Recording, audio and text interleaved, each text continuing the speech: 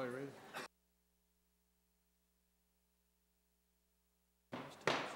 Well, good evening. Let's call our April meeting of the Iredell-Statesville Schools Board of Education to order. I'd like to welcome everyone here tonight. We've got several things on our agenda to discuss regarding our staff and our students and some awards to present, so we look forward to the evening. We generally begin our meeting with a moment of silence, asking everyone to bow in a moment of meditation silently, considering the issues that we have before us, especially those pertaining to the interest of the students in our district. So if you will, I'll ask everyone to bow with me for the first few moments of silent meditation.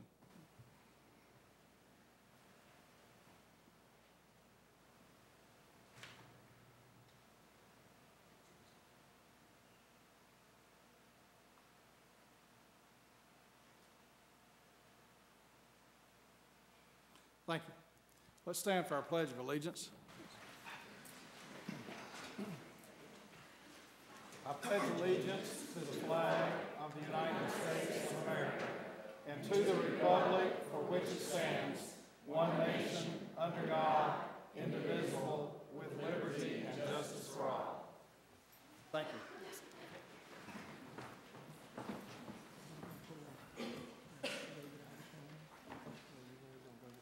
Mr. Johnson, are there any amendments or changes to the agenda tonight? No, sir. Okay, all right. Excuse me. Yes. Changes to the agenda? Did you ask? Yes, I asked if there were any changes to the agenda.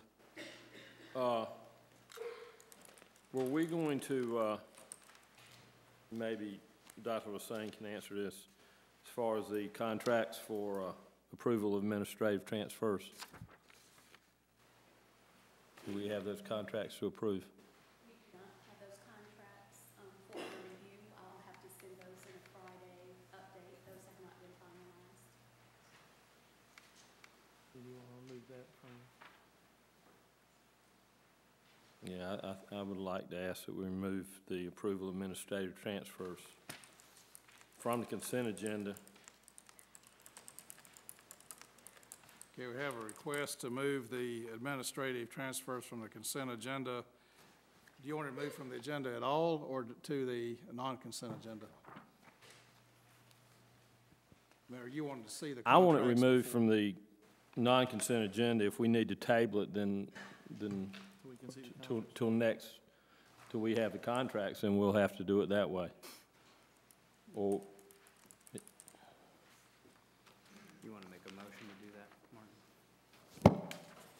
Dr. Hussain, do you want us to table that to the? Mr.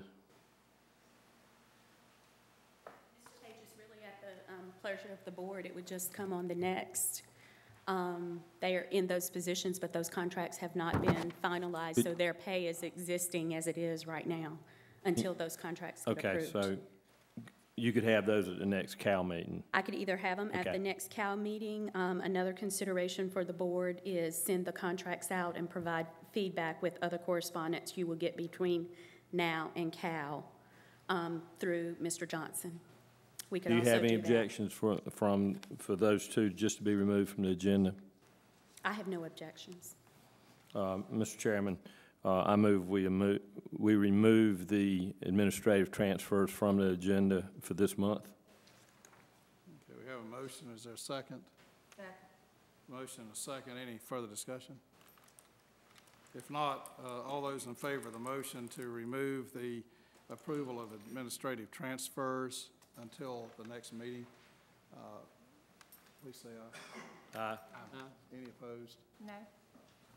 Okay, so we have, I think I heard ayes by everybody but Ms. Bonham, so 6-1, is that correct? So that motion carries, so we'll remove that from our agenda tonight. Thank you. Thank you. Thank you.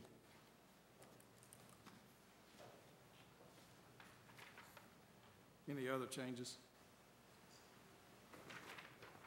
You know, we go ahead and begin our meeting. I would like to make a quick introduction because I'm not sure how long he'll be able to stay, but I noticed our newly elected sheriff, Darren Campbell, is here with us tonight. Darren, if you'd stand, I'd like to recognize you. And do you have any of your staff, or are there any other elected officials in the audience tonight? Well, he's not elected, but I got Randy Cass, who's over our community policing and working on with our SROs now, coming tomorrow. Okay.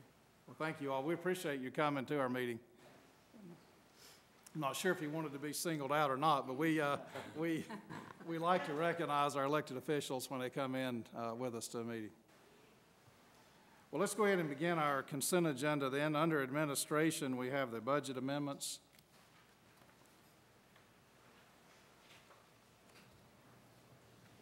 Ms. White. Good evening. For your approval tonight, we do have budget amendments. Is this going to work? Okay, so we have a budget amendment for the State Public School Fund. It increases the budget by $402,000. You can see the third page of the budget amendment details that adjustment. The large majority of that is for school connectivity of $340,000. That allotment was just received January 26th. The local current expense budget, we had an amendment to increase county appropriations by $180,000. The county did appropriate additional funds to the school system based on the availability within their budget to do so. They said they would do that at the beginning of the school year, and they followed through on that. There's a federal grants budget amendment, $95,000. That simply budgets for some amendments that were sent down from DPI, the details of which are on the third page of the budget amendment. Right there. The local current, the capital outlay fund had a budget amendment to, the majority of that was to budget for school bus accounting. The state provides replacement yellow school buses and makes the payment on those buses. And then you did appropriate an additional $80,000 in fund balance for a Cool Springs land purchase. And last, there is a budget amendment for the other special revenue fund. The vast majority of that was to budget another year of our impact grant, $3.3 million. And we reviewed this last week at the Committee of the Whole meeting, but I'll be happy to try to answer any additional questions that you may have. Any questions on the budget amendments? Okay, thank you. The next part of the consent agenda is the personnel section. So we'll entertain items B, C, D, and E, except for the administrative transfers that have been removed.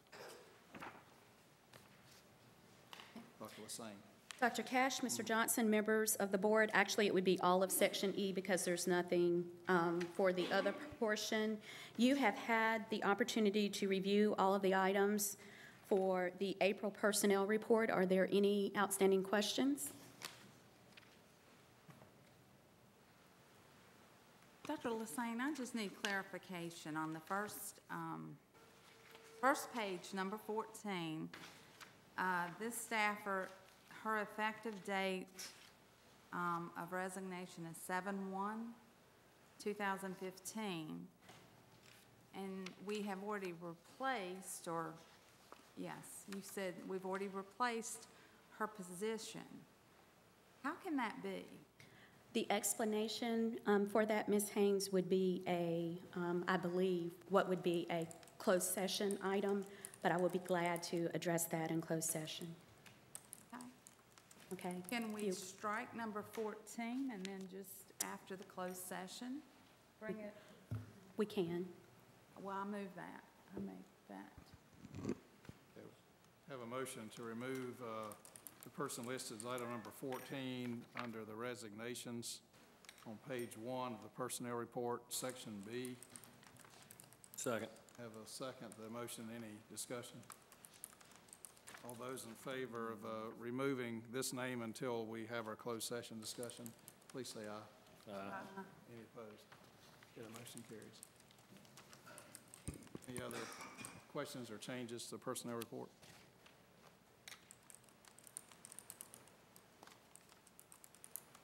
If not, thank you.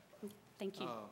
We have our minutes from the Committee of the Whole meeting March 2nd, the mid-year review work session on March 8th, and the Board of Education meeting from March 9th. If there are no additions or corrections to those minutes, I'll entertain a motion that we approve the consent agenda with the exceptions made for previous motion and approval, and the minutes from the month of March. I'll make a motion that we accept the minutes from March 2nd, March 8th, and March 9th from board minutes. You want to include the consent agenda items as well? Yes. Okay, and the consent agenda items. Is there a second to that motion? Second. Have a motion and a second. Any further discussion? Hearing none, all those in favor, please say aye. Aye. Any opposed? Okay, that motion carries. We'll move now on into our recognition portion of the meeting. We have a Community Schools Award. Mr. Johnson. Yeah, thank you, Dr. Cash, members of the board. Tonight, we're going to recognize Troutman Elementary School and their many community partners. Troutman Elementary School has set a high bar for their ability to engage the community. After not just one, but 2 weather delays, the Fuel Up to Play 60 Family Night Health Fair was held on Friday, March the 6th, 2015. Many local businesses, the City of Troutman, Iredell County, and several nonprofits participated in this event, which was designed to engage and empower youth to take action for their own health. The idea for this event and its genesis is a grant from Fuel Up to Play 60. This year, Troutman Elementary School's Child Nutrition Department received this grant that allowed them to provide grab-and-go breakfast meals for students, as well as equipping classrooms with stability balls, which gave students opportunity to move more in the classroom. The information and the services offered by over 40 outside participants made this a unique and festive community event. Troutman Elementary School appreciates the support of their students, as well as community members and the many partners that made this event so special. Tonight, we have the, leader of this event for the school, a teacher there at Troutman Elementary School. I want to recognize Donette Clendenton to come to the microphone now and share more details about this. We also have certificates prepared for her many partners, and there's over 40 of these, so we're not going to take time to call each one of those up to the microphone tonight. Ms. Clendenton is going to give those a little bit later on. But Ms. Clendenton, tell us more about your project. Okay. First of all, Mr. Johnson, thank you, and thank you, School Board, for allowing us to be here tonight. But my main reason is I wanted to give these community leaders recognition because they took time to come out on a Friday night and spend time and give to us and give to our students and to our families. But the Fuel to Play 60 program has been special to us. We've been trying to get kids interested in eating healthy, exercising, because research shows that the more activity kids get, the healthier they are, the better performance they have in the classroom. And I was in the classroom for 17 years before having the opportunity to move into a PE position. And from being in the classroom, I can see the more active they are, it just helps them focus better. So with the grant that we did, providing those stability balls where kids can move a little bit, still read and pay attention, it just helps the focus in the classroom. So the way the family night originated, we know that the students are in Fuel Up to Play 60, but it all starts at home. So we felt like we had to engage the parents and the family in some way. So our hope was to create a family night where students and families could come out free of charge. There was no cost. They went around to the different businesses. The businesses were so generous. They brought snacks. They provided door prizes. And also in the gym, we had activities that the parents and the students could actually exercise together and learn some new activities that maybe they've never had the opportunity to try before. So we're estimating almost 500 people show up that night. And after 2 weather and having to reschedule, we were pleased. And it was a blessing to work with and meet so many new people. And I would also like to add, we had 41 businesses and organizations participate that night. We had an additional 26 businesses donate door prizes to us. So every child, I think, that night left with the door prize, and they left with smiles on their face. So we feel like it was successful, and we would like to do it again. And I had a wonderful time meeting all the wonderful people out there, and it was nice to see that, you know, the people in the community do support our public schools and support our children.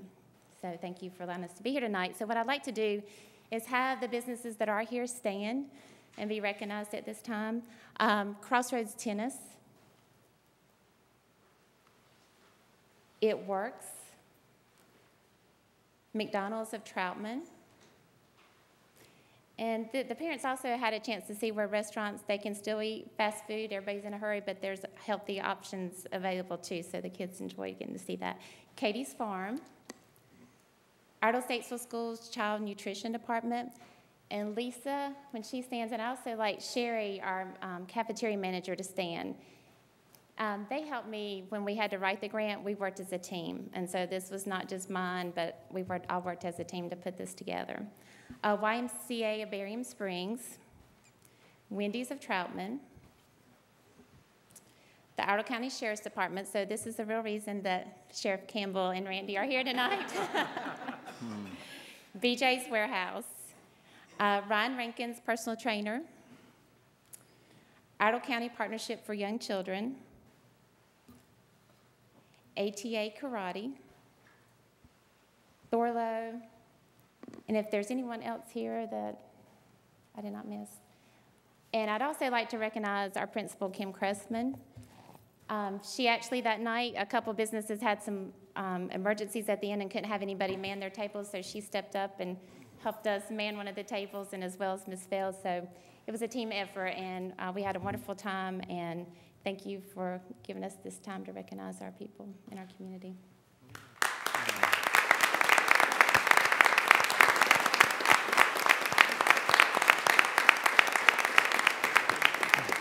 Ms. Clinton, I know you said that you're going to give those certificates out a little bit later on, but could you folks come up to the front here for a picture? And I'm going to get Dr. Blackner to fill in for Susie Weiberg tonight and snap a picture for our website. And Ms. Clinton, you please join them. And Ms. Cressman, please come up.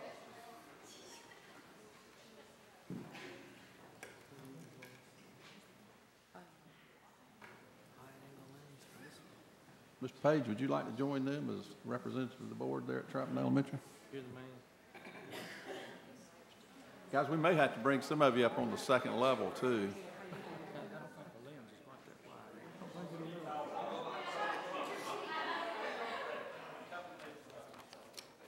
Paul was up here.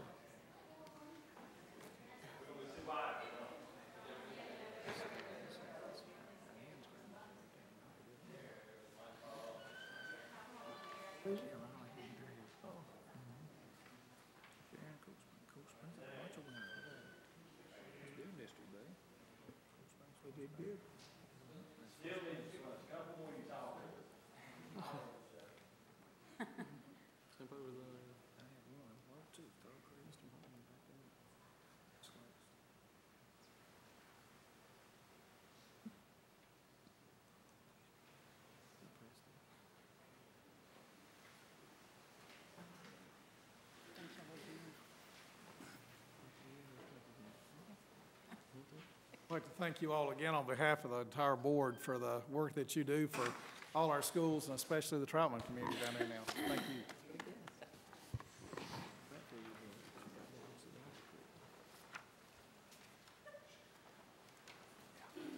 Coming up there. Our next item on the agenda is the Superintendent's Elementary Art Show winners. Mr. Johnson. Right, and Dr. Lassaine's going to help me with this. On March the 7th, the elementary art teachers and students were recognized during the elementary honors course event that was held at McGray Auditorium. Every elementary schools that submitted pieces were displayed that day and was judged during the yearly Superintendent's Art Show, which is divided into categories of kindergarten, first grade, second and third grade, fourth and fifth grade. These works were judged by Mr. Calvo, who is the executive director of the Iredell Arts Council and a great partner with our school system. Winners are awarded in each of 3 competitive categories. Tonight we recognize the first, second, third, and honorable mentions in each of the categories. Congratulations to each of these students. And I'm going to ask Dr. Lassaine to read their names, and then for the ones that are in attendance tonight, we'd like for the students to come up and get your certificate and then stay up front for a group picture. For the kindergarten, first grade level, we have an honorable mention for Blakely Deal from Cottle Creek. Third place, Olivia Stewart, Cool Spring. Second place, Connor Ward from Cool Spring. And first place, Lucas Porter from Sharon Elementary. We have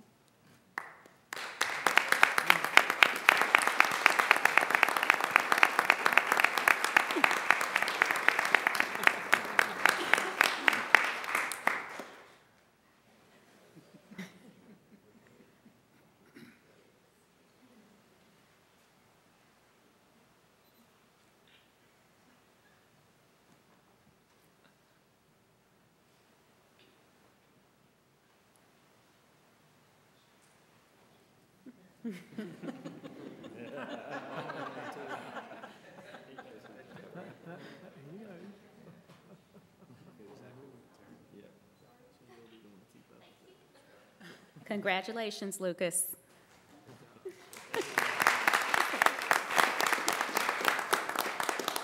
For second through third grade, we have an honorable mention for Scarlett Hauser from Harmony. An honorable mention for Kelton Bram of Celeste Hinkle. And for Gracie Daughtery from Third Creek. Third place, Dawson Butler from Cottle Creek. Second place, Ava Sinos from Cottle Creek. And first place, Kristen Beckham of Scotts.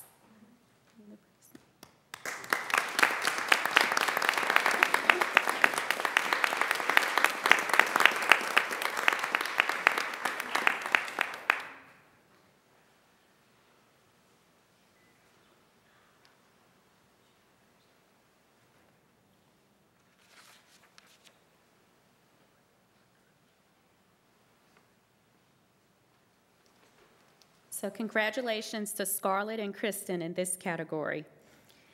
And for fourth through fifth grade, we have honorable mentions for Emily Spinner from Cottle Creek, Nathan Hagler from Cottle Creek, Elizabeth Lancaster from Troutman Elementary, and Logan Stumbo from Cool Spring.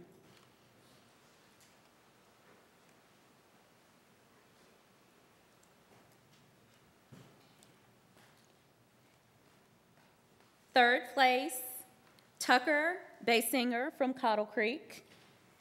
Second place, Kayla Lawrence from Shepherd. And first place goes to Riley Dellinger from Cool Spring. Congratulations to all of you.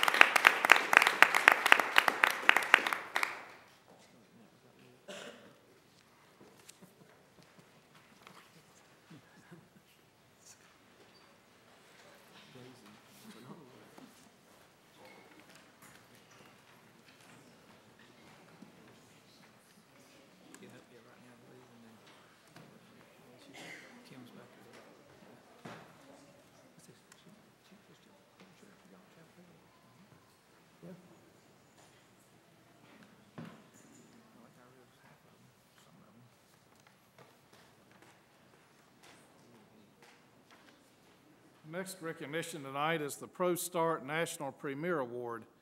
Linda Marshall at CATS. Mr. Johnson. Thank you, Dr. Cash, members of the board. Tonight, we would like to recognize Mrs. Linda Marshall.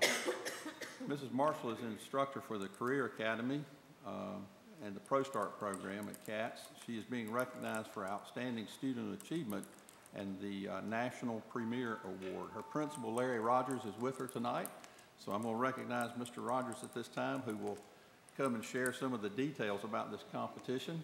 And Ms. Marshall, you come on up, please.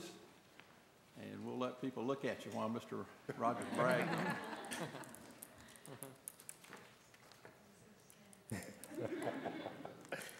Dr. Cash, members of the school board, Mr. Johnson, it's an honor for you guys to recognize Linda Marshall. Linda is special. She's a top chef in Iredell County. And you've been to our place, and I think you will agree that she is the top chef. Well, this just didn't happen overnight. In March, our program, ProStart program, was recognized as a premier ProStart program. And what that means is this. It means that we are a model for the state of North Carolina. And that's quite an honor for our school and for Ms. Marshall and for our students. On March 24th, 4 of our students traveled to Durham to compete in competition at the Durham Convention Center. That just didn't happen either. Ms. Marshall started in January preparing these students to go to this competition, and they met every Sunday starting the first week in January until March 24th, practicing. They went to competition in Durham. There were 15 culinary teams, 5 management teams competing for more than $1 million in scholarship money.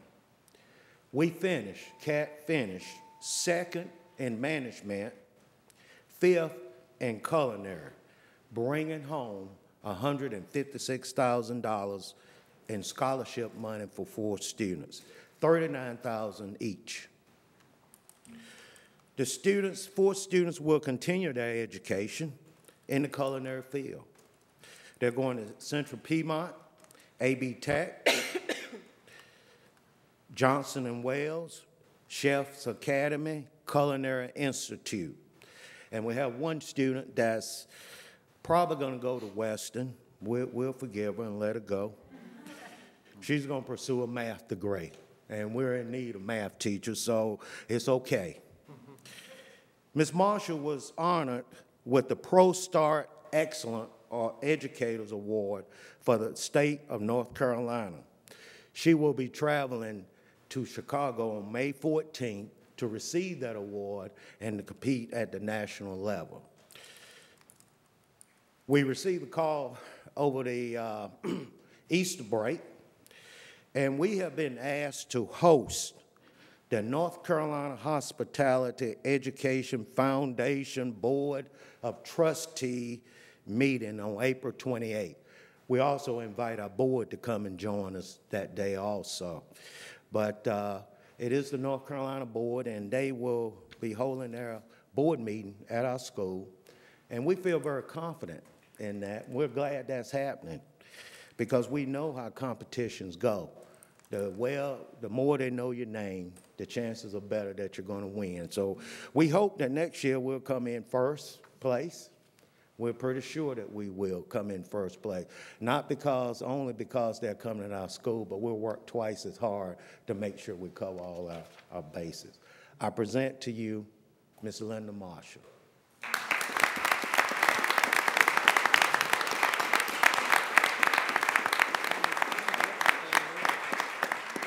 Mr. Page, If I could- there's a certificate there for her. If you'd like Okay, to- if I could add one thing.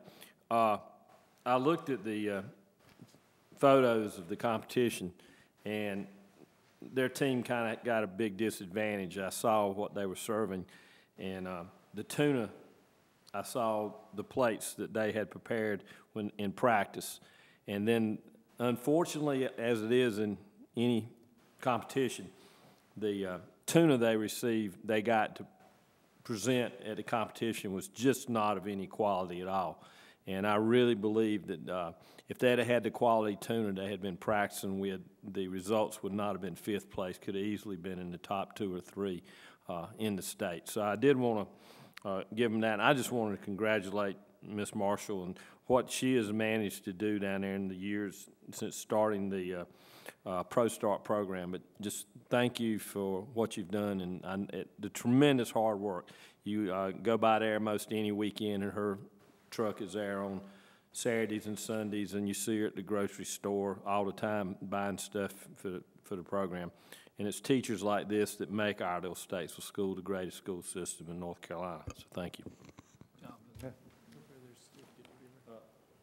I'm not doing my job. I'm running my mouth. I would just like to thank Mr. Rogers for his support at the Career Academy, because a lot of times I'll just go and sit in his office and, you know, just have that discouragement and talk to him, and he always is there to lend that encouragement to me, you know, to keep going. So I'd like to thank Mr. Rogers and the students. You know, I have good students that want to come and do well. So thanks to them.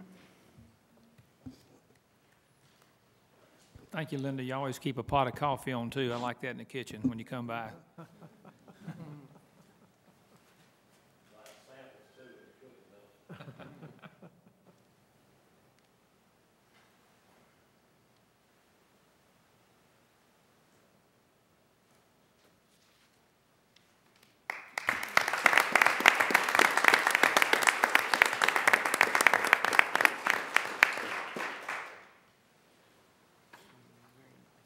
That concludes our recognition portion of the meeting, so we'll move on to the non-consent agenda.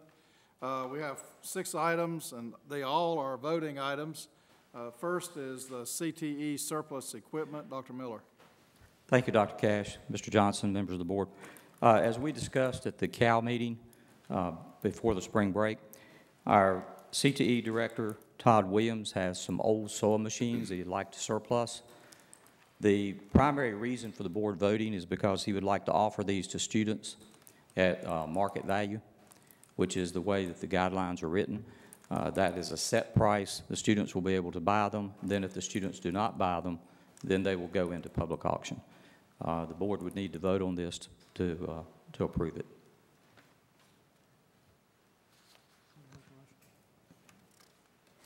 Have any questions or entertain a motion to approve? I move that we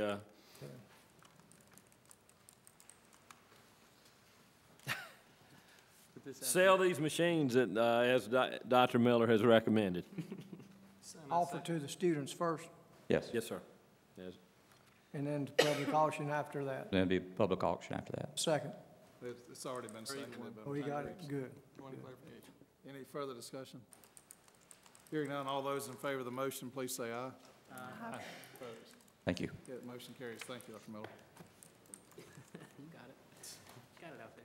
Next, we have the facilities use agreements. Mr. Rob Jackson. Dr. Cash, members of the board, Mr. Johnson, before you have 8 churches who are wanting to use our facilities, 7 facilities for the next fiscal year. I've got a list of them. They all are in good standing with each of the principals. They're to meet with the principal and go through the numbers of rooms and the hours of service they want. And this is also trying to work out partnerships with these churches. I'll be glad to answer any questions you have. All of these are continuing, correct? Yes, sir. Okay. And we've had no problems or questions with any of these? No, sir. I'll make a motion that we accept this facilities use renewal agreement. Second. Have a motion and a second. Any further discussion? Just make a point, excuse me, Mr. Cash, that our schools are used 24/7. It looks like we never have a stopping point, so. Thank you, Rob. No other discussion. All those in favor of the motion, please say aye. Aye. Any opposed? That motion carries. Thank you, sir. Rob. Next, we have item C, the elementary schools technology plan. Dr. Blattner. Dr. Cash, Mr. Johnson, members of the board, as I presented to the committee of the whole, is a plan to use the lease payment portion of the funds that have been allocated for elementary to purchase 6 iPads per elementary classroom, K through 3, and 6 MacBook Airs, elementary classrooms 4 and 5. In addition, buying out some computers of the current lease that we have to provide 6 computers in the media center, a lab of 30 for each school, and for any school that has more than 600 students, another lab of 30 computers. schools will also have the option to purchase further computers at the discounted rate that we are getting off the lease as well. And then I forgot to mention, there's also 3 computers per EC classroom for the schools.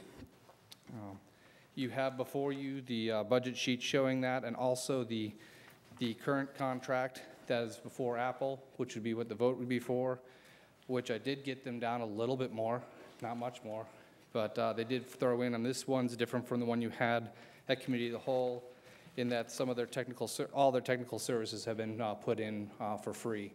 And so we won't be paying for their technical services, we'll be paying for project management and the devices. If I can answer any questions? So this is a renewal of the lease that we already had in place, correct? That is correct. And that, in that new part of the lease that we're coming into, actually is going to provide better services in our elementary schools. Currently, they have 3 computers per classroom is what we're able to give. Some of them are older, some of them are newer. This will give each classroom 6 new devices per classroom, so Right. yes. And for less money. Yes. Yeah. I thought that was important. I make a motion, we accept this proposal. Second, Mr. Chairman. We have a motion and a second to accept the proposal. Is there any discussion? I want to make a point that during this technology change, the elementary schools have been shorted. So even though this is a great proposal, this to me is just a start if you want the elementaries to be at the equivalent of the middle school and the high schools, because they aren't back to standard. This is below standard. And so if we expect to put this across the system, and I think Brady said it well last week when he said that we couldn't afford this. So I applaud staying in budget, but I wanted to understand there's a lot of elementary teachers out there that still don't feel like they're being adequately furnished with technology. So I just want to make a point that this is a good start, but we need to work toward making sure that they've got the tools prepared to teach these kids to move in here. Yes, sir. So just a point of clarification. Any other discussion? Hearing none, then all those in favor of the motion, please say aye. Aye. Any opposed? The motion carries. Thank you. Next, we have item D, the approval of contracts for eligible personnel and non-renewal list. Dr. Lassane. Dr. Cash, Mr. Johnson, members of the board, I do have one correction to this memo. We have 2 individuals who are currently on our non-renewal list that had pretty much sporadic attendance, and I've had a request from both of them to meet with me, so you do not have the non-renewal list attached to the back of this, and we will still be within our contractual timelines. So everything that you have behind there, you will notice, are the recommendations for renewals, which would still be accurate, and I will be bringing you forth the non-renewal list. I will share it with you prior to the Cal meeting, but it will be on the Cal meeting agenda for May, and that still is within our statutory timelines and all of that. But I do need the opportunity to meet with those 2 individuals. And so this is just your list for those eligible personnel that we are just seeking approval that they are eligible. This is not the final vote on their contract being renewed. This is just the vote on the list of who's eligible. And any of those individuals who are on the non-renewal list currently are not on the eligibility list. Any questions or comments? Yeah. No question. I was going to make a motion. I'd like to make a motion. We accept staff's recommendation on eligibility of the personnel. Second. We have a motion, a second. Any further discussion? If not, all in favor of the motion, please say aye. Aye. Any opposed? That motion carries. Thank you. Thank you. Next, we have policy number 4201, 7271, injury and loss prevention, and this is a second reading, and again, as a voting item, Mr. Armstrong. Good evening, Dr. Cash, the board, Mr. Johnson. This is a second reading for the superintendent shall establish a system-wide health and safety leadership team to oversee the school's system injury and loss prevention efforts. You've had this policy for the last month, and if you have any questions, I'll try to entertain those tonight. And I'd like the board to vote on this one tonight. Any questions, comments, discussion regarding this policy? Can you give us one more time, and you told us at the committee of the whole meeting, who will be on this leadership team? I understand you will be, and. Right. Most likely it'll be myself and Mike James, and I like to include a couple of principals. And I haven't checked with everyone, but I know that we would want as much input, especially at the building levels. And I would love someone from child nutrition also. Look at the areas where we've had losses. Other questions? I'll make a motion that we accept the policy 4201 and /7271 as staff recommendations written. Second. We have a motion and a second. Any further discussion? Not all those in favor of the motion, please say aye. Aye. Any opposed? Thank you. Motion carries. Thank you. Next, we have the approval of the 2014-15 audit contract.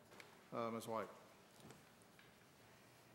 Good evening. I do have before you tonight, ask you to approve the 2014-15 audit contract with Coffee Lovins and Company. This is the second year that we would like to contract with them. The total contract amount is $29,000, and it's the same price as it was last year. There is no fee increase. I'll be happy to answer any questions if you have any. Comments or questions about the audit contract proposal? I'll entertain a motion that we approve this as presented. I'll make the motion. We approve this as presented. Second. We have a motion and a second. Any further discussion? When do they actually start this? When do they start the audit? Yes. They'll come out and do some preliminary work probably in May. Okay. Thank you. Other discussion? Not all those in favor of the motion, please say aye. Aye. Opposed? Yeah, that motion carries. Thank you. Well, that concludes our non-consent agenda items for this evening, so we'll move on into the administration portion of the meeting tonight, and we come to our public comment section. We have several speakers signed to speak to the board tonight, and I'll just remind those present that our policy is that we allow 3 minutes per speaker to present your story to us, and we will listen to that. Not likely make a comment back to you tonight, but we'll take these comments under consideration when we have our meetings in the future and discuss your points. So we'll begin. The first speaker is Karen Curley. And I'll ask Kelly to keep the time, and if anybody needs to watch that, the clock's there. I can't see this one. I assume it's on too. But. And I wanted to let you know that I did give each of you a folder with some letters. There's our job description, information about school nurses. I apologize for giving it to you tonight, but with spring break, it was hard to get things to us before then. And since it was not a vote, it was just information that we wanted you to have. So, okay. It is the mission of school nurses to have every child in school healthy and ready to learn. The vast majority of our students come to school daily healthy and ready to participate in the classroom. But we are seeing more and more students with chronic illnesses, which complicates or hinders their learning process. It is uncommon to have a school without several students with diabetes, multiple students with EpiPens, rectal diastat for seizures, inhaler and nebulizers for asthma, tube feedings, catheterizations, life-threatening heart conditions, and many, many more. As school nurses, it is our role to remove health barriers to learning and to make their learning environment as safe and healthy as possible. North Carolina allows nurses to train and delegate procedures to Others, as long as it doesn't require nursing judgment. We train teachers, TAs, data managers, secretaries, principals, bus drivers, and many others to do medical procedures and to give medicine on a daily basis. As part of the delegation, it is the nurse's responsibility to be available as needed for questions, concerns, or problems. The nurse also has to do ongoing observations and medication audits to make sure the procedure is done appropriately and safe for the student. With a decrease in nurses, the oversight of these delegated procedures by the school nurse will be much less. Will the procedures be done? Yes. But who will make sure that they are done safely and properly? Several years ago, we started doing monthly medication audits because we found hundreds of doses of medications throughout the district not documented. Were they given? Probably. But if they weren't documented, how do we know for sure? After the nurses put the medication audit in place, we have very few missed doses, and many times it's because the medication was not sent to school. Currently, we have one nurse for every 1,219 students, which is above the state average and much higher than the national recommendation of one nurse for every 750. We rank 105th of 125 school districts in North Carolina. If we lose 3 positions, each nurse would increase their ratio by 250 students.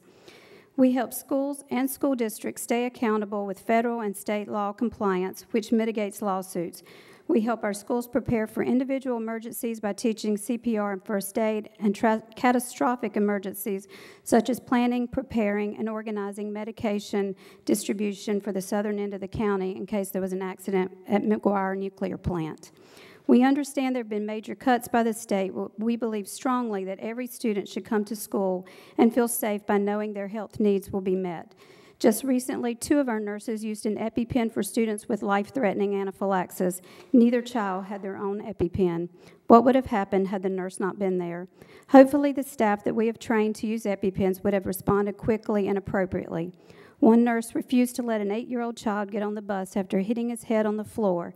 He was alert and conscious with a huge goose egg, which was noticed started to decrease very rapidly. The nurse contacted the parent and encouraged them to seek medical attention. He turned out to have a skull fracture. What would have happened had the student got on the bus? We realize we're not at every school every day, and the first responders we have trained do a great job with the knowledge they have. But by decreasing the positions, we are going backward. We urge you to think of the safety and well-being of each child while making your final budget. Thank you. Thank you. Next speaker is Teresa Wall.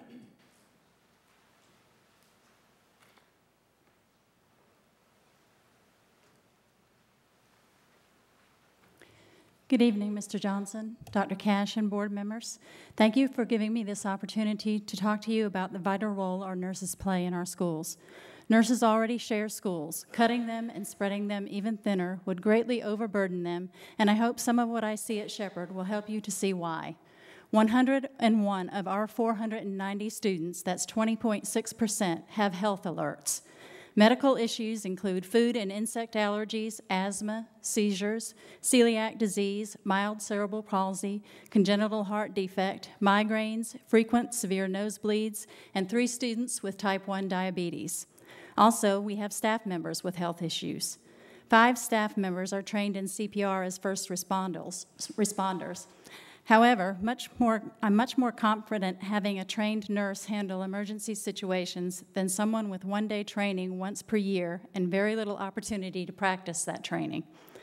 Teachers and TAs taking on nursing roles, especially with diabetic students, get them pulled away from their primary role as educators. They're very dedicated and willing to do what they need to do to help our students, but it does take them away from their primary role. We have bookkeepers and data managers also dealing with sick students who are sent to the office when the nurse is not there. They're also dedicated and willing to help wherever they can, but when they have to attend to students and call parents, then they're also not doing the job that they're primarily hired to do. Other important duties that our nurses perform that are necessary to our school are record keeping of physicals and immunizations for the purposes of state law, training such as bloodborne pathogens, EpiPens, CPR and first aid, AED defibrillator, individualized health plans such as those for our diabetic students, staff administration of medications. They do vision screenings. They keep us updated on current health-related information such as flu outbreaks and the Ebola scare we faced this past year. They make parent contacts on sensitive student health issues and share information and resources, and parents are much more willing to accept that and much more confident in that information when it comes from a nurse than when it comes from me.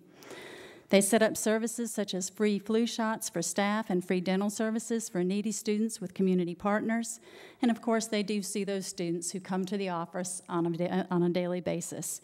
We have anywhere from 20 to 30 students who come to the office daily to see the nurse.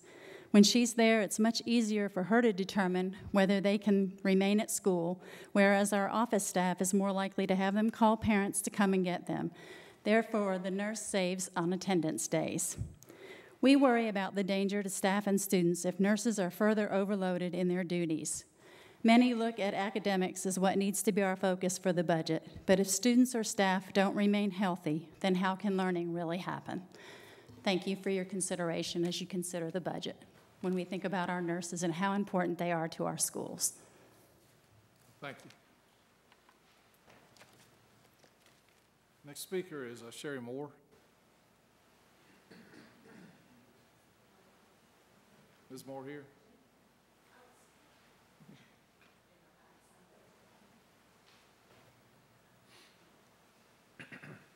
I just wanted to talk on behalf of being a data manager at a school, the responsibilities we face giving prescription medicine to students when we're not really qualified to do that, I don't feel. And it does take us away from our jobs that we're there for when we have to stop what we're doing to take care of students when the nurse is not there. And I just wanted to put the point across that it's really not fair to ask us to dispense medication when we're not licensed to do so. Thank you. Thank you. Next speaker is Susan Mazer.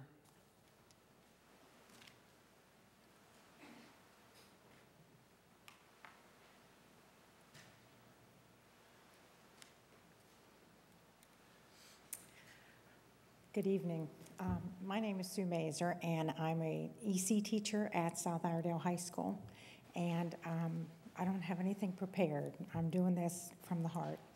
A long time ago when I first started teaching, I had a child that was a diabetic. And it's heart-wrenching when you have to take care of that child, and you have a classroom full of I was teaching exceptional children at the time, and he was diabetic, and he just kind of did a crash and burn. And you're standing there praying that the school nurse gets to you, gets to him. And that was 28 years ago. And I find myself back in the classroom after 28 years, and I have a student that is a severe diabetic.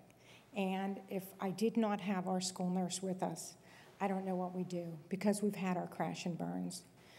We've had issues where, as much as we try to keep on top of them, teenagers are teenagers, and sometimes, you know, a chocolate-covered pretzel looks pretty good to them.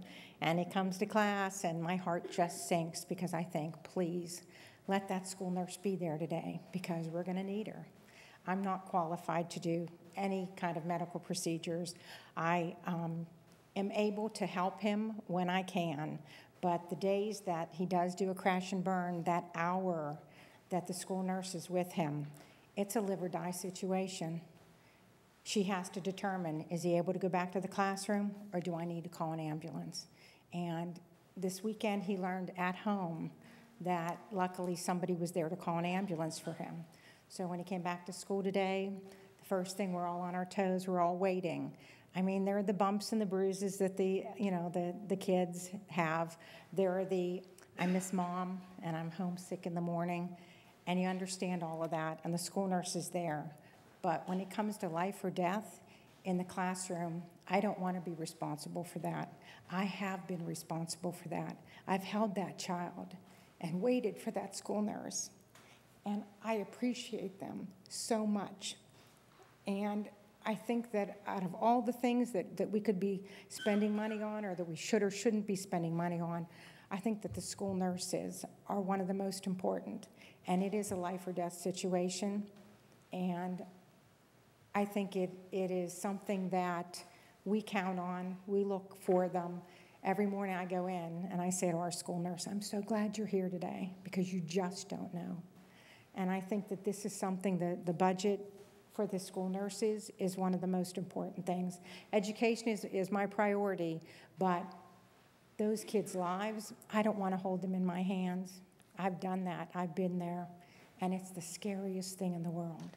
And I appreciate everything that the school nurses do. And I thank you. Thank you. Our next speaker is Sierra Yoder.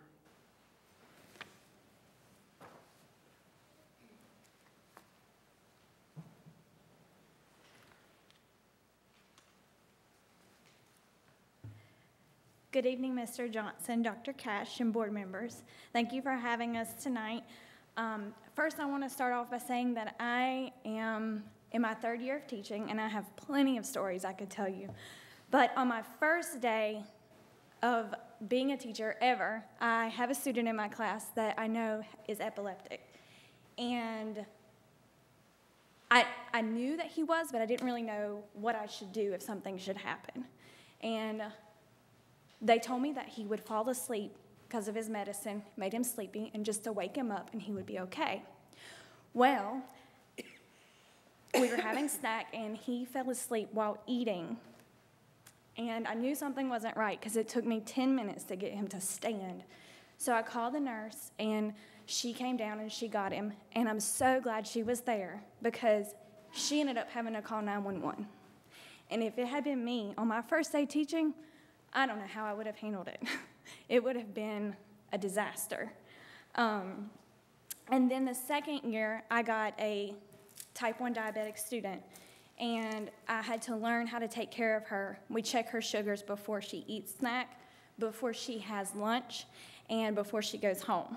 And if her sugars are low, I have to stop everything to make sure that she gets the right food to bring her sugars up, and if they're too high, I need to make sure that I correct that with her insulin.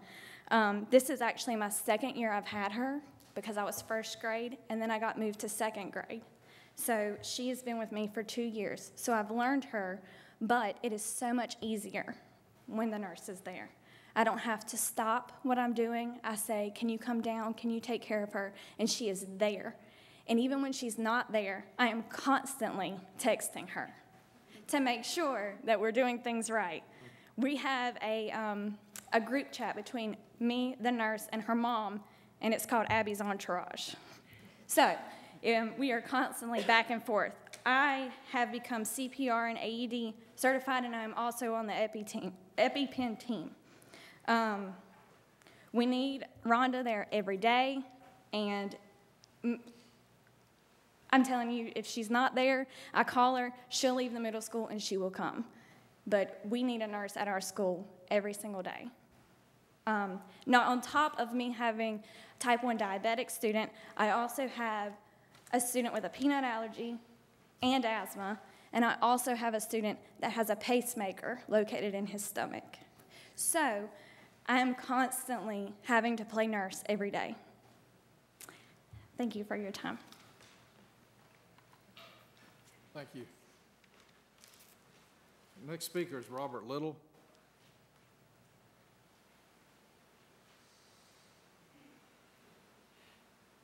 Robert Little. Okay. Next speaker is Karen Pope.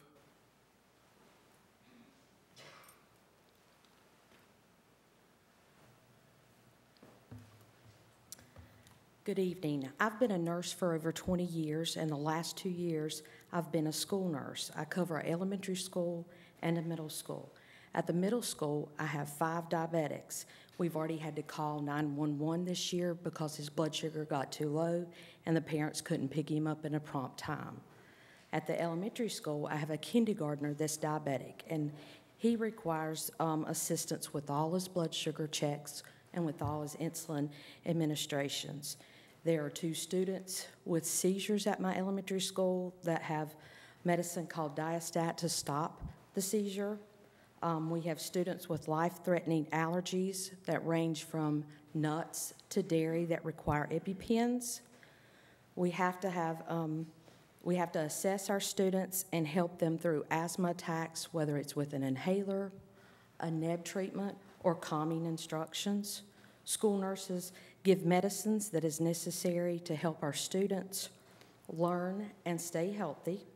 Nurses not only take care of health issues, but we also cover injuries. I have seen from broken teeth to broken bones.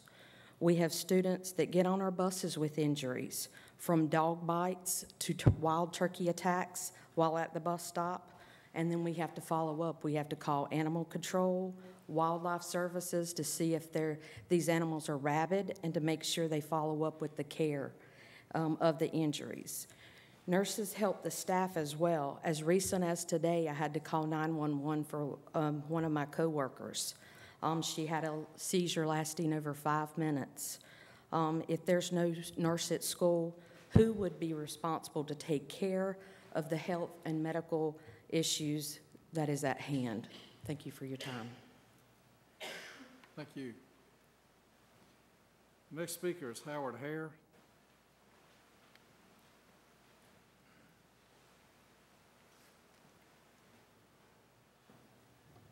Dr. Cash, Mr. Johnson, and the board. I didn't realize tonight that there was going to be so much talk about type 1 diabetes. And if you would have asked me before the school year started what the significance of a school nurse is, I probably would not have had a decent answer for you. But my son is 6 years old. He's type 1 diabetic, diagnosed at 2. And until he started school and someone else started taking care of him, you don't realize as a parent how significant they are.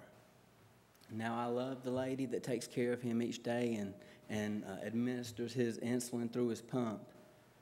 But I would be willing to say that if either of you, unless you're type 1 diabetic, if you have come across one of these highs and lows like they're talking about, they have had my son there, and he's 6. He can't really differentiate whether he's high or low yet.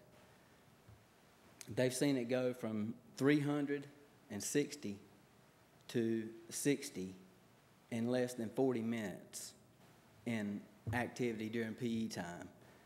And if you also don't realize how much sugar actually affects your body, how it controls your body. It becomes second nature when you've done it for so many years, but a lot of people don't realize how significant that school nurse is, because the lady that takes care of him, I can teach any one of y'all how to administer insulin through his pump in probably about 20 to 30 minutes. That's the time that we met with Miss Johnson that takes care of Hudson. But when it comes to a point when he passes out, I would grant that each one of you would probably not know what to do if he just fell out right in front of you, a 6-year-old kid, either turned white or totally blue. You wouldn't know what to do during those times. I think of how the school nurses are spread out between 3 schools right now, and I thought about my own job. If I go to work and I have the tasks set before me that I need to do each day, as well as you all, you're very busy, and you probably all have assistants. That school nurse is an assistant to everybody at that school. That's the way I looked at it. And when you start giving them more to take on, how can a person be effective at their job when they already have so much on their plate, but then you give them more? It's not going to happen. That's the way I looked at it. I want to thank you for your time, and I definitely want to ask you to consider to put yourself in the parents' positions with what these nurses have to go through. Thank you. Thank you. That's the last of the speakers who've signed up tonight. I'll ask if there's anyone else in the audience that would like to speak to the board. Mr. Clancy, go. Dr. Cash, members of the board, Mr. Johnson, I appreciate these nurses coming.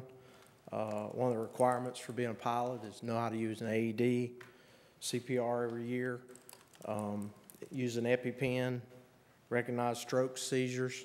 It's kind of hard to take care of somebody that's choking at 40,000 feet without some of those skills. And I think one of the things that the school system ought to consider is that every employee in this school system be just as qualified as I would expect to be at altitude to take care of some of these circumstances and situations.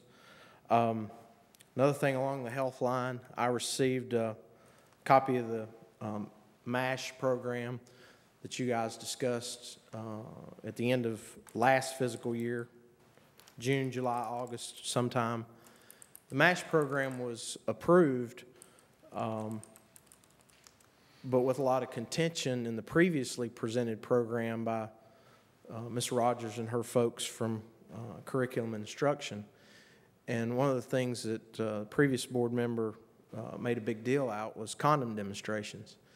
And that curriculum was changed significantly and a lot of things eliminated. I know for a fact that there's a lot of 8th graders and maybe even 7th graders that have already taken this curriculum. I actually just received the curriculum today and was looking through it. And while I was sitting in the back, I recalled that Dr. Kenny Miller was my health teacher. And I recall very well the giddiness and the discomfort that we as 8th graders felt 35 years ago through the process.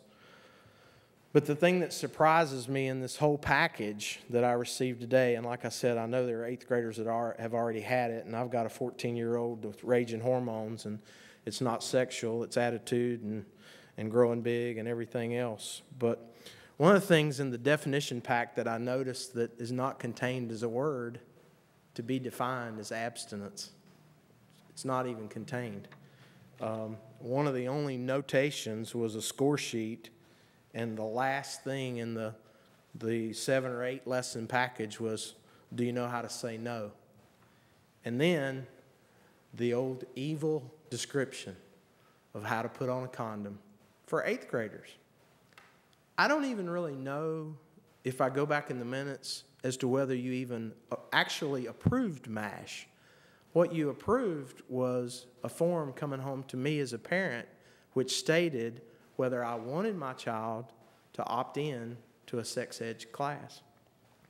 But I'll read you one direction on how to put up on condom. We ought to be able to read all of them and not be embarrassed. We are adults, right? Check the condom package and make sure it's not damaged or past its expiration date. There's 8th graders that go to high school that don't even know what an expiration date means, much less where they're even supposed to get a condom package.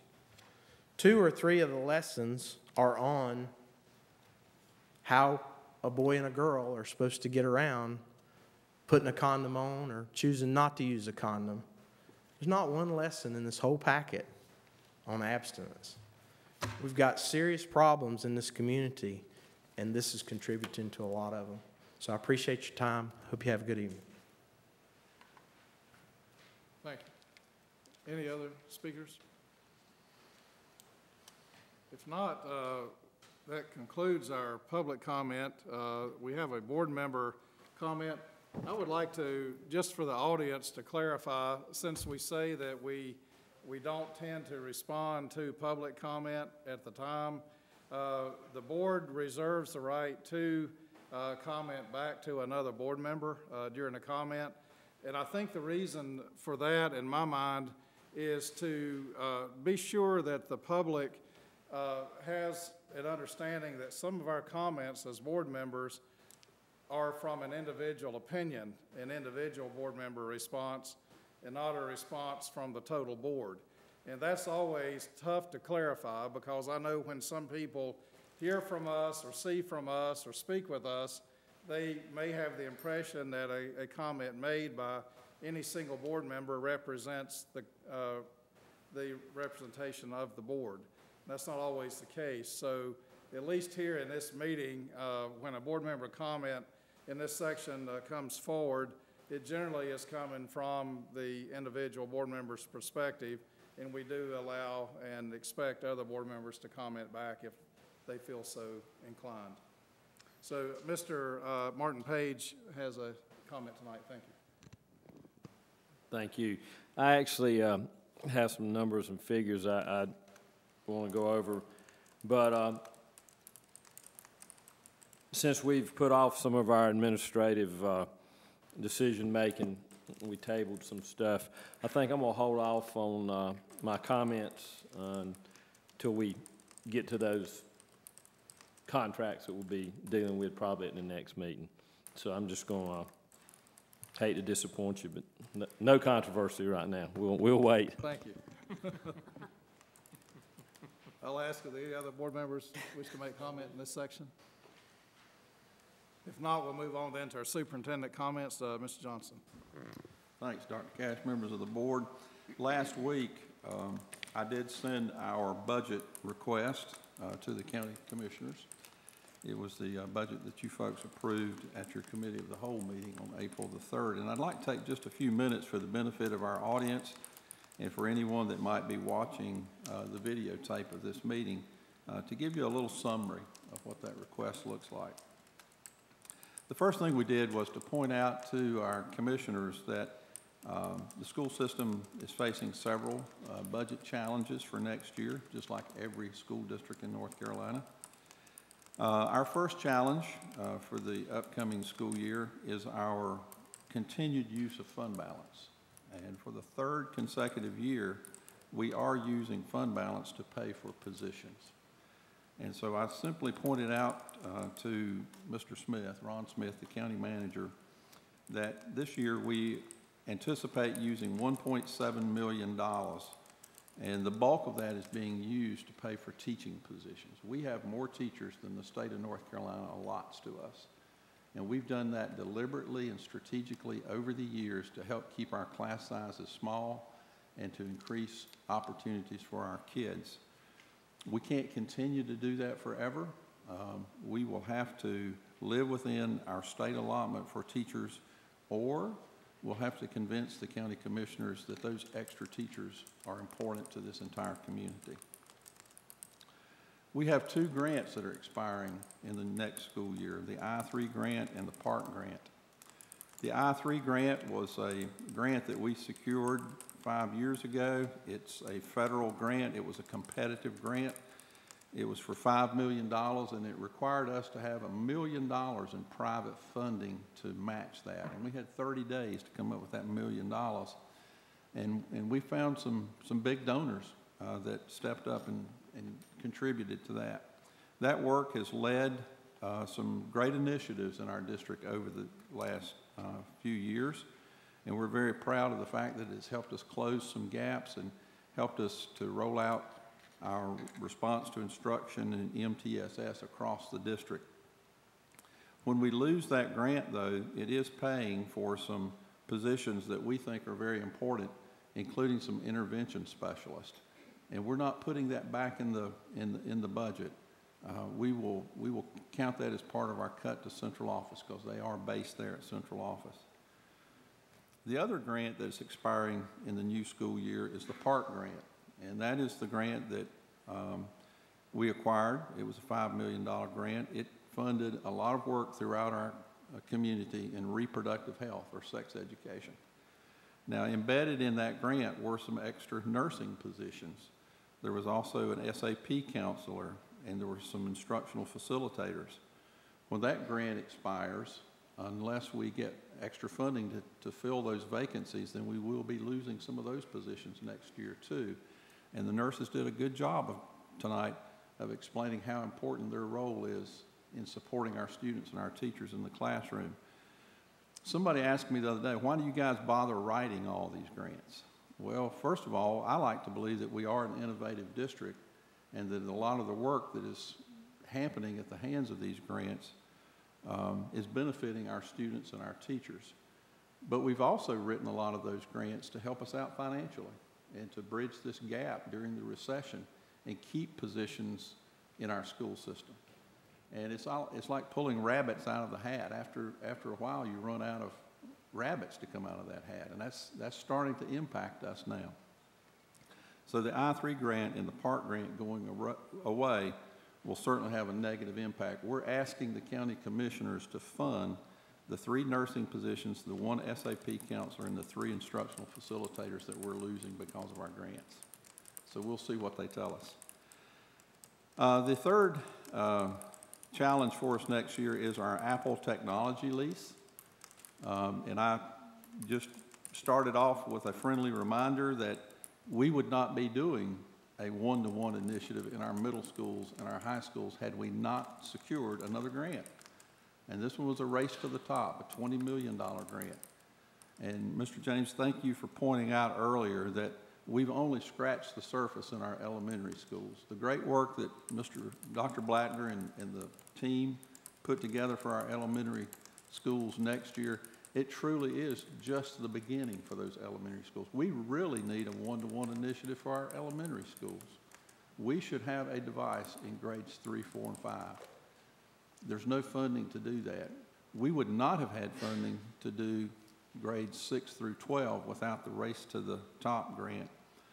But we included some schools that were not part of the grant because the schools didn't qualify due to their free and reduced lunch numbers. So Lake Norman High School and the Career Academy is being paid for out of local funding.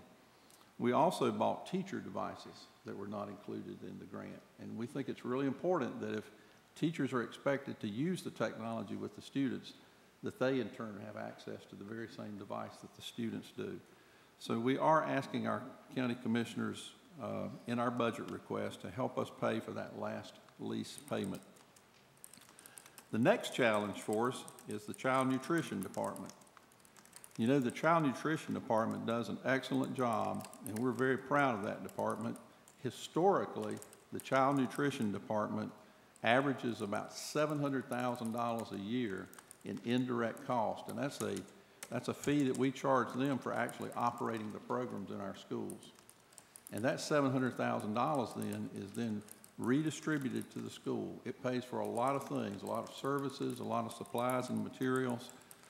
But child nutrition has undergone tremendous changes in the last few years. And I know the board is very familiar with this. I'm not sure that the public is.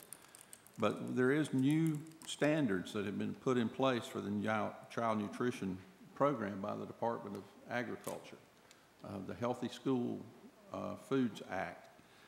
And those are not well received by our parents and our students. So we have actually seen participation in our lunch program drop.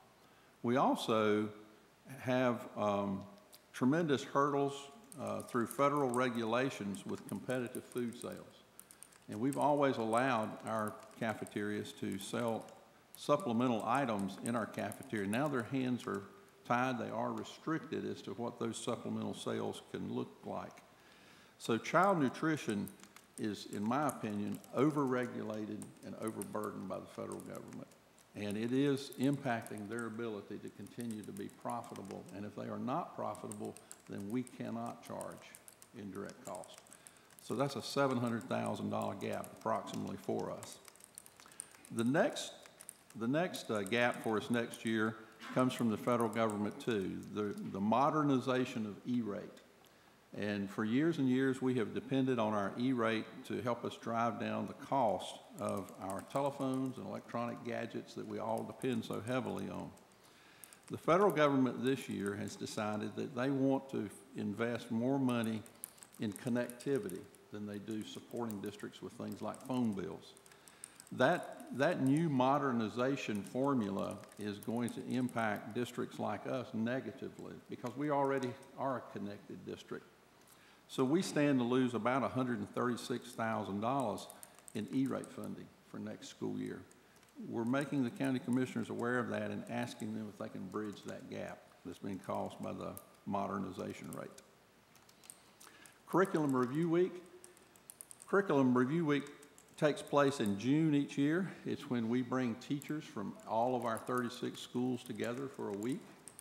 During that week, they work with their partners from across the district in developing curriculum, writing assessments, developing assessments for us, creating pacing guides.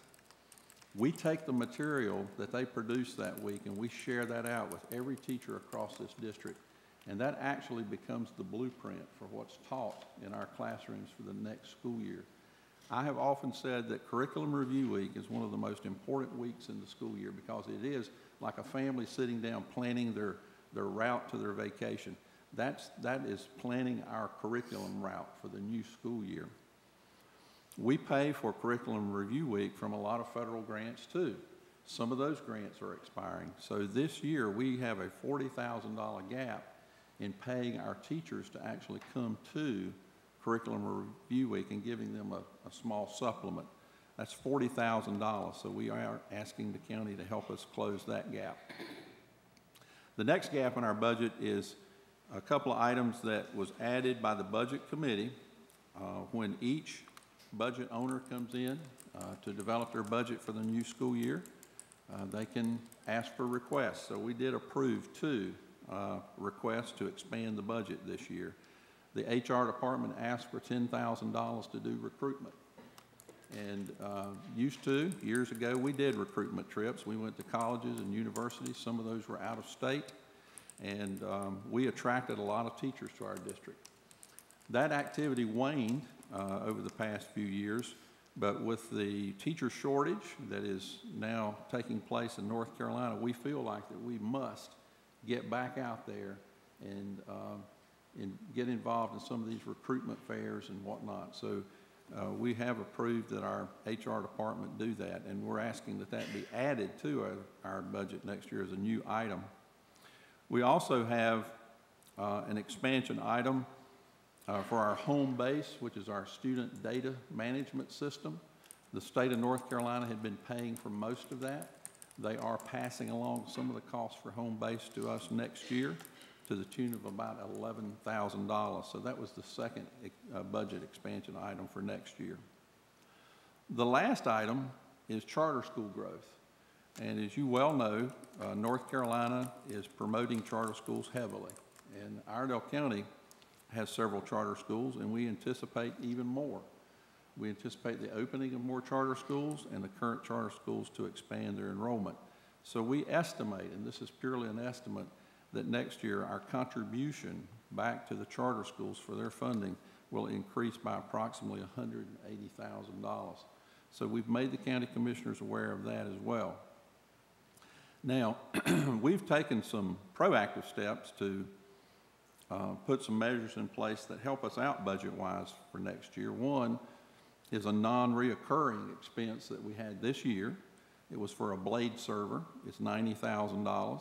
That was put in place this year, and it's non-recurring, so we can take that out of the budget for next year. So that brings down our request. We've also had an update to software throughout the school system. That was a $37,000 expenditure. That's a one-time expenditure, so that will not be in the budget for next year. And of course, you heard tonight Dr. Blattner talk about the new elementary technology lease. That's $1.2 million, and it is what we consider a good deal. Dr. Blattner and his staff did a great job of involving a lot of principals and teachers in developing that lease and selecting the devices and whatnot. It is just a beginning for us. We hope as the years go by that we can put more technology in the elementary schools.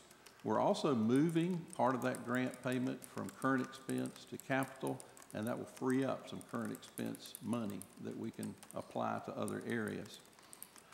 When you deduct those items, that brings our funding request to $4.6 million, and that's what the board approved at its April 3rd.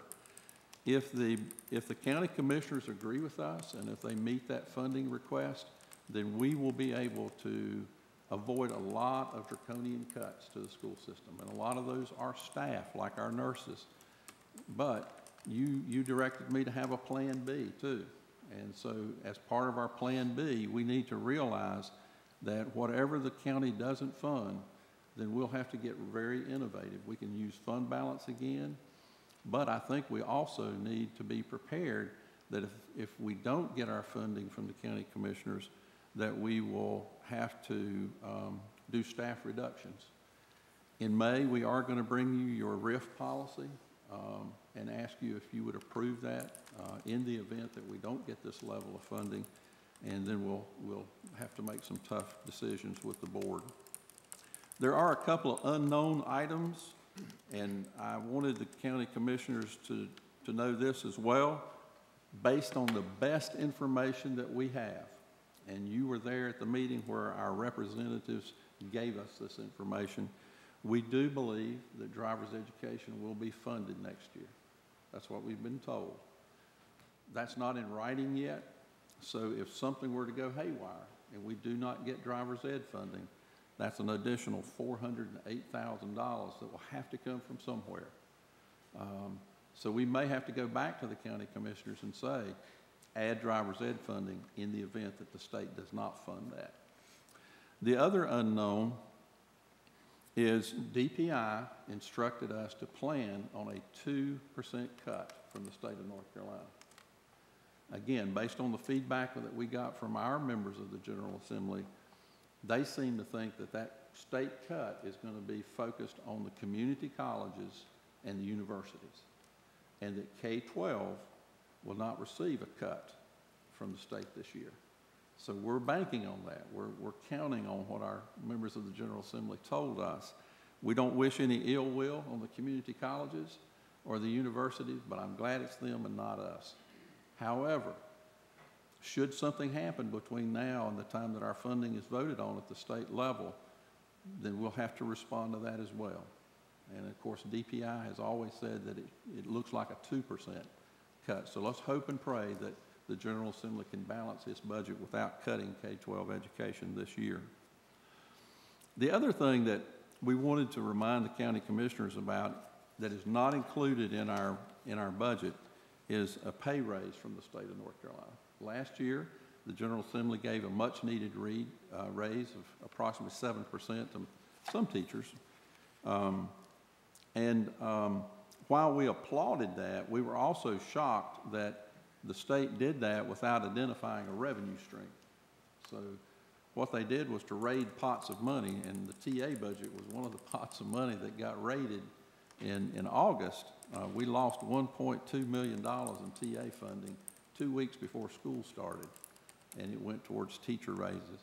I hope and pray that don't happen again this summer. It's really hard to address those types of shortfalls on short notice like that, but that is an unknown. We don't know if the state's going to give raises this year, and if they do, we don't know what percentage they're going to be. The other thing that I put in my letter to Mr. Smith was just a friendly reminder that last year the General Assembly gave pay raises to all state employees, including our classified employees. But what was really hurtful about the way that pay raise was distributed last year was that state employees received a $1,000 raise and 5 bonus days. The only exception to that was school employees, classified employees, who only received a $500 raise and no bonus days.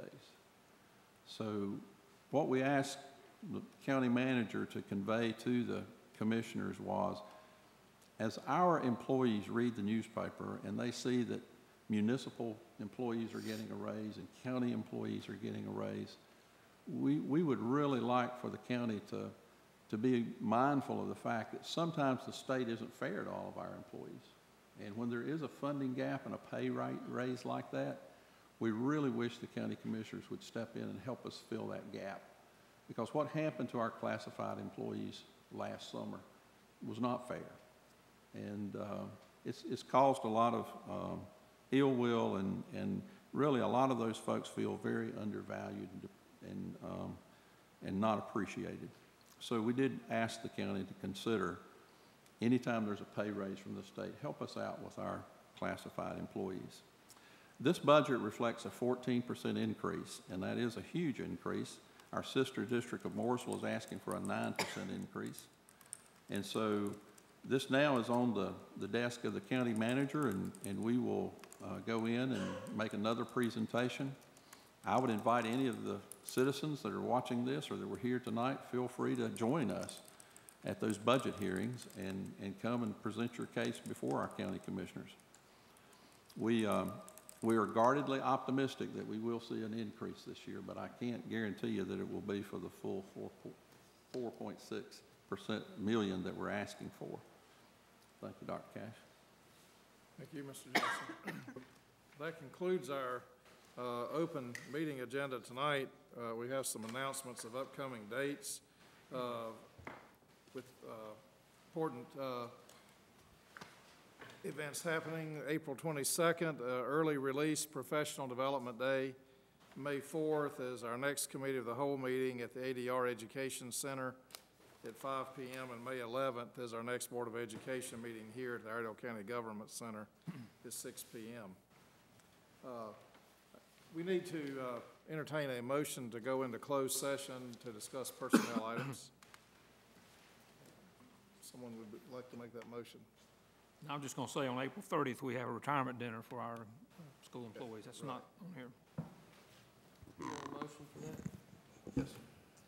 According to the North Carolina General Statute 143-318, I make a motion that the board enter into closed session to discuss personnel issue, terms of a contract. I'm not sure what the issue is. It's about personnel. Okay. All right, is there a second to that motion? Second. All right, any discussion? All in favor, please say aye. Aye. Okay, thank you. We'll go into closed session. Again, thank you for your attendance and your comments tonight.